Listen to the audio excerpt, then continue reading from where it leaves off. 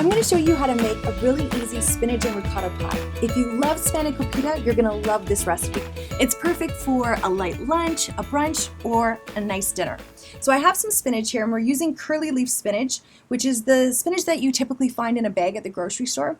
Now I know it already comes pre-washed, but you just want to rinse it. That's going to make it quick to wilt. So I just have my pan on medium-high heat. I've added my spinach in, and you just want to keep on cooking and stirring it until it becomes a nice dark green and goes down to pretty much nothing. We're trying to cook some of that water out. All right, so while that wilts, let's make the filling. Now this filling is creamy and it's delicious. We're going to start off with a cup of ricotta and just the creamy stuff, and it's about a half of one of these containers. So we'll get that in there. It's going to add a nice rich flavor.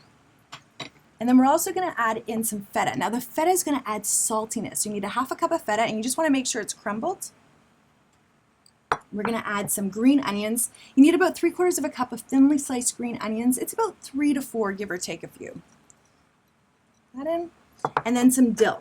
Spinach ricotta loves dill. Ricotta loves dill. So we're going to add this in, and it's going to add a nice herbaceous flavor. Dill sort of has a bit of a citrus tone, which is going to cut through the richness of the cheeses. And something else that goes really well with spinach and ricotta and creaminess is nutmeg. So I'm going to add a teaspoon. Now you're probably wondering why I'm adding so much, but trust me, it seasons this dish so well. Now we need something to bind it together, so let's get an egg. Now I like to crack my eggs on a flat surface. That helps to make sure I don't get any shells in the bowl. So just a little trick for you. Give this a stir. Now this filling can be done ahead of time if you want, but it's really quick, so there's no need to. A little bit of salt. Perfect. All right, let's check on our spinach. So our spinach is almost wilted. Now there's a number of different ways that you can wilt spinach. You could do it in the microwave, which is really quick. Just add your spinach in a microwave safe bowl with, say, about a tablespoon of water and go for about 30 seconds to a minute. Or another fun way is to put your spinach in a colander and pour boiling water over top. But this too is another fast way. Okay, so that's done.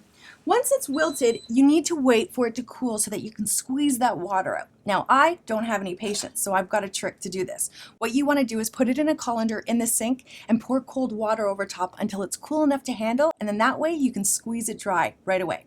Watch how much liquid comes out of the spinach. Now, if you want, you can drink this green goodness. You can add it to a smoothie. But the main point here is to get most of that liquid out, and that's going to ensure that we don't have a soggy center to our spinach and ricotta pie. All right, perfect. Now we had about a half a pound of spinach, and look how much it cooks down to. So if we were to add this right in, we'd have these long stringy bits. So what I'm going to do is I'm just going to give it a rough chop just to make it a lot easier to eat. Perfect. We'll get this into our filling here, the last element that we need. Give it a stir. Okay, perfect. So we come over here. Now I'm going to grease my nonstick pan. And you're using a 10-inch nonstick pan. And this is going to give us a nice, cute presentation of our pie. And then right here I have some phyllo, and it's underneath the damp tea towel just so that it doesn't dry out. Now if your phyllo ever cracks, it is okay. Just add another piece. So I have about 5 layers here, and I've oiled each of the layers. So you just want to take your brush like this, and this helps it to crisp up and to stay nice and moist. Now you could use butter, but I like to use olive oil, but it's totally up to you. Now if you don't have a basting brush, because you never know where you're cooking, I'm going to show you a fun trick that I saw. So take your phyllo, we need one more sheet, put it over top, and you just want to make sure you're doing it in a staggered sort of design, almost like a jagged star. Get your hands full of olive oil. This is great for your hands. And just go like this. If you don't have a basting brush, your hands are the next best thing.